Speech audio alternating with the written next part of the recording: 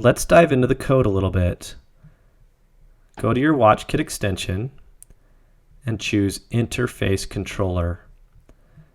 Interface Controller is now visible once you select it. And if you can look here, you'll see that it inherits from WKInterfaceController. Okay, so if you're familiar with iOS programming, which is not required for this course, but I'm drawing a parallel. This is the same thing as a UI view controller in UIKit, except for that it doesn't actually manage views. We'll get into the details of that in a minute, but what it does is it runs your Watchkit extension. Okay, so once your Watchkit app fires up and is visible, well, right before it's visible, it's going to look and say, okay, what is the class that I need to run? Okay, so the class that it needs to run needs to inherit from WKInterfaceController. Okay, so there's a couple of methods in here that you can see that we're overriding. One is will activate, and the other is did deactivate. Okay, so as soon as you're right before your watch view controller is going to be visible to the user, in other words, right before your app is ready to be seen, this method will get called. Okay, and as soon as your view controller is no longer on the page, this method will get called. So let's go ahead and try and see what happens when we set a breakpoint here. So a breakpoint is what allows you to inspect the code at a certain point. So if you click here on the side, you'll be able to set a breakpoint. The way you get rid of breakpoints is by dragging them off the screen. So go ahead and set a breakpoint in this method, will activate, and go ahead and launch the app. And let's see what happens. If you remember, sometimes it kind of falls behind, but pay attention here. Just as soon as this is about to be visible, we're going to get a notification. Okay, so we're at this breakpoint, meaning this is the code that's going to be called next. So let's go ahead and run.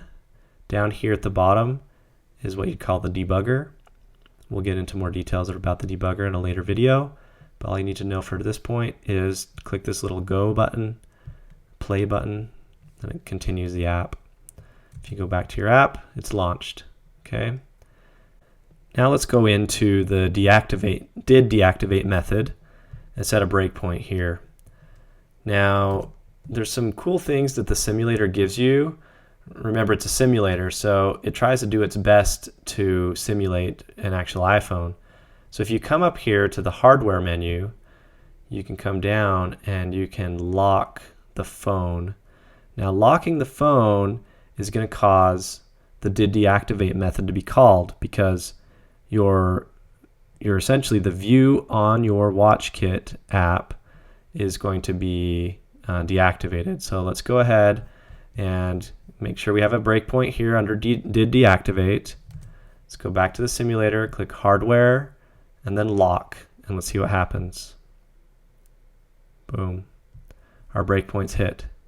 So that gives you an indication of how you can hook into right before the watch view controller is about to be visible, and then right after it's no longer visible.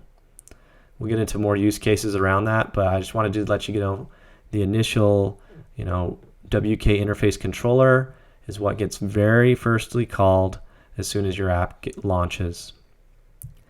Now I wouldn't suggest it for this course at this point, but you can come in here and specify. You can create a new Swift file, give it a name. Let's actually do that. Come into here, go to File, New, File, go into iOS, Source, Swift file, click Next, and let's call this Test Interface Controller. And what I'm going to show you is that you don't have to do the default that Apple gives you when you start the project. So if you do this, go ahead and highlight the whole class, copy it, paste it in here, give it the name of the file that you gave it, test interface controller in this case. Okay, looks like we'll need to import Watchkit. Okay, now you've got another interface controller that you could use.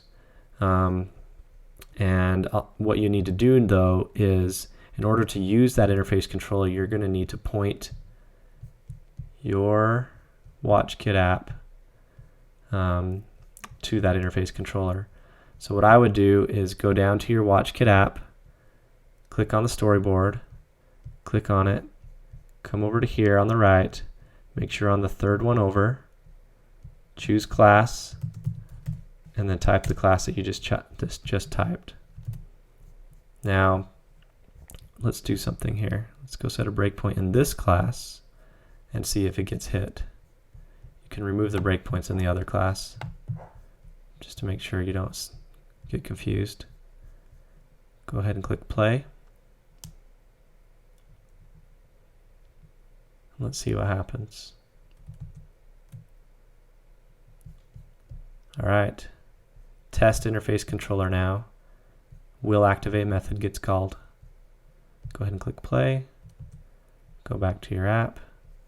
Oh, it looks like we need to unlock it. Go to hardware, click home, slide it over.